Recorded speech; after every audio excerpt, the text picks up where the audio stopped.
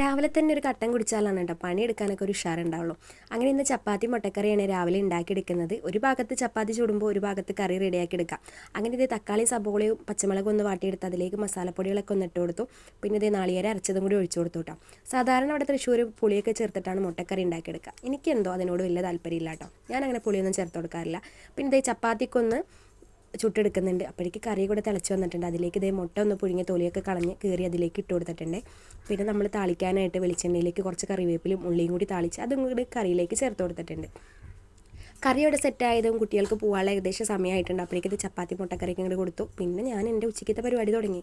നമുക്കിനി ചോറിനുണ്ടേ. അപ്പോഴേക്ക് ഇതേ ഉച്ചയ്ക്ക് ചോറിനുള്ള അരിയൊക്കെ ഇട്ടു. പിന്നെ കാബേജിലേക്ക് കുറച്ച് മഞ്ഞൾപ്പൊടിയും പച്ചമുളകും ഉപ്പൊക്കെ ചേർത്ത് നാളികേരമൊക്കെ ചേർത്ത് ഒന്ന് കുഴച്ചവിടെ മാറ്റി വെച്ചു കേട്ടോ. പിന്നെ ഇതേ പാൻ അടുപ്പത്ത് വെച്ച് വെളിച്ചെണ്ണ ഒഴിച്ചു കൊടുത്തു, കടുക് പൊട്ടിച്ചു, കറിവേപ്പിലയും കൂടി ഇട്ടെടുത്ത് പിന്നെ നമ്മൾ ഇതിലേക്ക് കാബേജ് ഇട്ടു. അങ്ങനെ അത് അടുപ്പത്ത് വെച്ച് അങ്ങോട്ട് സെറ്റാക്കി എടുത്തിട്ടുണ്ട്. അപ്പോൾ ഇന്നത്തെ വീഡിയോ ഇത്രയേ ഉള്ളൂ.